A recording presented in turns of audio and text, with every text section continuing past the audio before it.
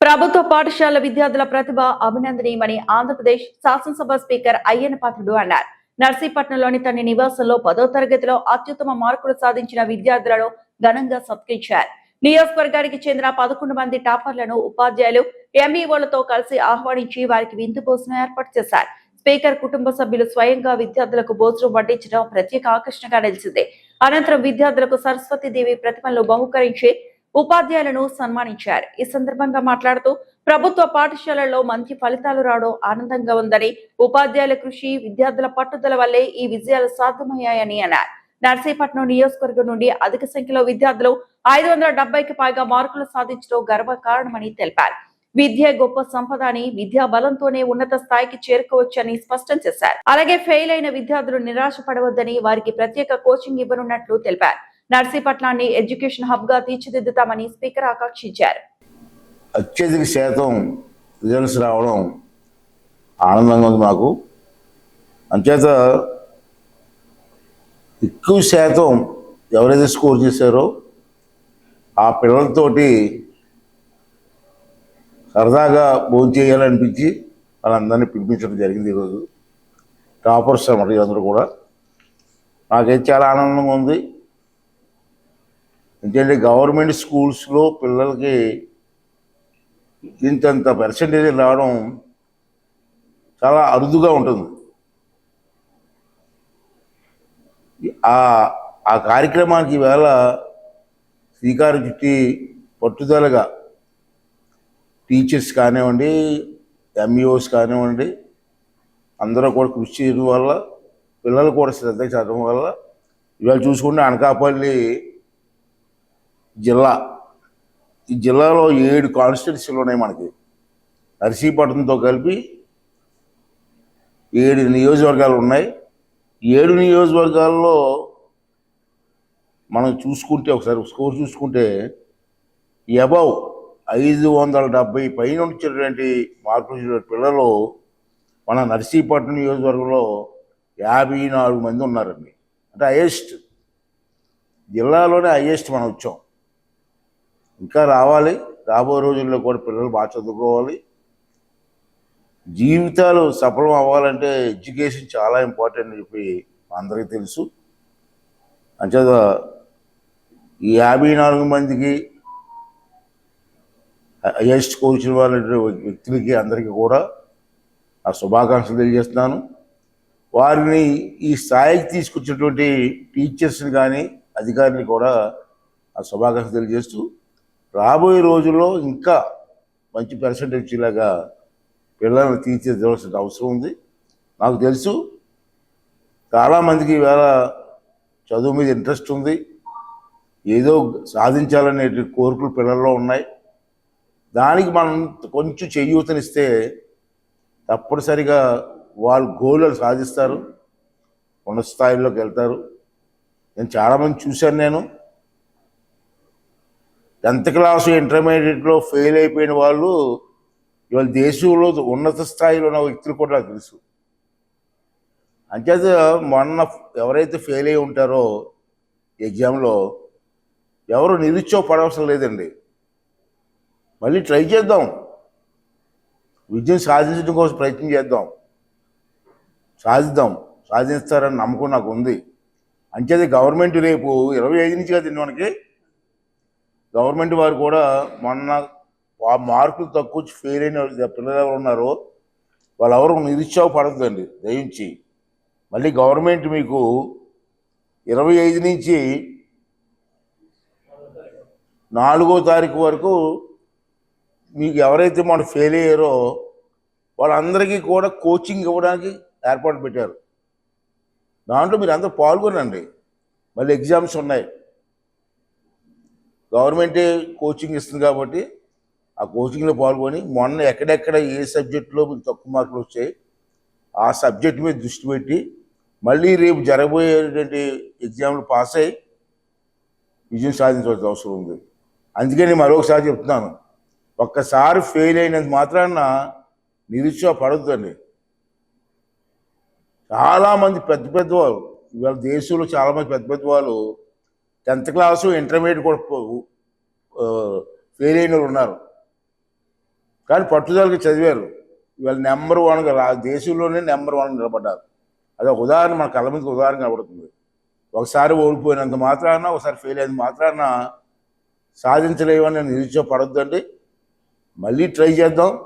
Try చేసి మంచి goals కొట్టి ఒక ఉన్నత స్థాయికి వెళ్దామని చెప్పి దానికోసం అందరూ కృషి చేయాలని చెప్పి మనం చేస్తూ, అలాగే టీచర్స్ కూడా నేను కోరేది ఏంటంటే, ఆ పిల్లలు ఎవరైతే మొన్న ఎగ్జామ్లో తప్పారో వాళ్ళు స్వయంగా మీరే టచ్ చేసి ఒకసారి మేము ఉన్నాం, మీకు ఎందుకు మళ్ళీ లిఫ్ట్ చేస్తామని చెప్పి స్కూల్కి తీసుకొచ్చి ఎగ్జామ్స్ ముందు 10 రోజులు మీరు కోచింగ్ ఇచ్చినట్టయితే మళ్ళీ సాధిస్తారు. వాళ్ళు నెంబర్ వన్గా వస్తారు. దానికి కూడా మీరు అందరూ కృషి చేయాలని చెప్పి మనం చేస్తూ, ఇవాళ మీ అందరూ టాపర్స్, మీరు అందరూ చిన్నవాళ్ళు కాదు. 10th క్లాస్లో ఇన్ని మార్కులు మేము చదువుకున్నప్పుడు ఇన్ని మార్కులు రాలేదు మాకు. 10th క్లాస్ చదివినప్పుడు ఇన్ని మార్కులు మాకు రాలేదు. ఆ మార్కులకి సరదా పడిపోయారు మేము. ఈ మార్కులు చెబుతుంటే ఇన్ని మార్కులు ఎలా వచ్చేసారా బాబు అనిపిస్తుంది మాకు. జనరేషన్ కాదు ఇది, జనరేషన్ కాదు ఇది. ఎక్కడ ఎంత హైయెస్ట్ ఎంత వచ్చింది మాస్టర్ గారు మొన్న? 5,600కి.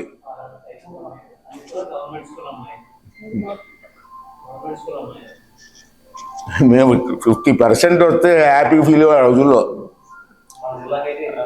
500కి 40 వచ్చి 40% మార్కులు స్కోర్ చేస్తే మాకు చదువుకున్నప్పుడు పెద్ద పండగ చేసుకుంటూ వాళ్ళం. ఇన్ని మార్కులు వచ్చేస్తానంటే చాలా ఆనందంగా ఉంది, చాలా హ్యాపీగా ఉంది. అందులో గవర్నమెంట్ స్కూల్స్ అంటే చాలా లోకువ. ప్రైవేట్ స్కూల్స్ అంటే బాగా చెప్తారు, ఇది చేస్తారు అని. గవర్నమెంట్ స్కూల్స్ అయితే రాదనుకుంటారు. కానీ ఈ 2 సంవత్సరాల్లో మీరు దాన్ని మార్చారు. మీరు ఈ 2 సంవత్సరాల్లో నేను చూస్తారు కదా, రిజల్ట్ చూస్తుంటే ఆ అపోహ పోయింది. ఇప్పుడు అలా గవర్నమెంట్ స్కూల్స్లో కూడా మేము ఇన్ని మార్కులు సాధించగలం అనేటువంటి స్థైర్యాన్ని, ధైర్యాన్ని పిల్లలకి ఇచ్చారు. పిల్లల తల్లిదండ్రులకి ఇచ్చారు. చాలా థ్యాంక్స్ అండి. ఈవేళ ఇదే విధంగా ఏమంటే, నేను ఎక్కువగా రాజకీయాల్లోకి వచ్చిందని అది మీ పిల్లలకి అవసరం లేదనుకోండి, చెప్పాలా. నేను రాజకీయాలకు వచ్చేటప్పటికి నేను డిగ్రీ పాస్ అయిన తర్వాత రాజకీయాలకు వచ్చాను. తెలిసింది కదా. నాకు ఎప్పుడు ఒకటేంటంటే, మిగతా పనుల కంటే ఎడ్యుకేషన్ మీద ఇంట్రెస్ట్. నాకు ఆస్తులు ఉండొచ్చు, ఆస్తులు లేకపోయినా, ఆస్తులు ఉన్నా లేకపోయినా బతకొచ్చు. ఎడ్యుకేషన్ ఉంటే కొన్ని కోట్ల ఆస్తి మనకి, ఎక్కడికి వెళ్ళి బతకొచ్చు. నేను ఈ మధ్య విదేశాలు వెళ్ళాను ఎక్కువగా, స్పీకర్ అయిన తర్వాత ఒక 10 కంట్రీస్ వెళ్ళాను. ఎక్కడికి వెళ్ళినా తెలుగు వాళ్ళు ఉన్నారు. లండన్ వెళ్తే లండన్లో 2-3 వేల మంది తెలుగు వాళ్ళు కలిసారు నాకు. అమెరికా వెళ్ళాను, మధ్యలో 10,000 మంది తెలుగు వాళ్ళు వచ్చారు నా దగ్గరికి కలడానికి. నన్ను ఎంతమంది ఉన్నారండి, ఇక్కడే ఉన్నాం సార్, ఉద్యోగాలు చేసుకుంటున్నాం సార్.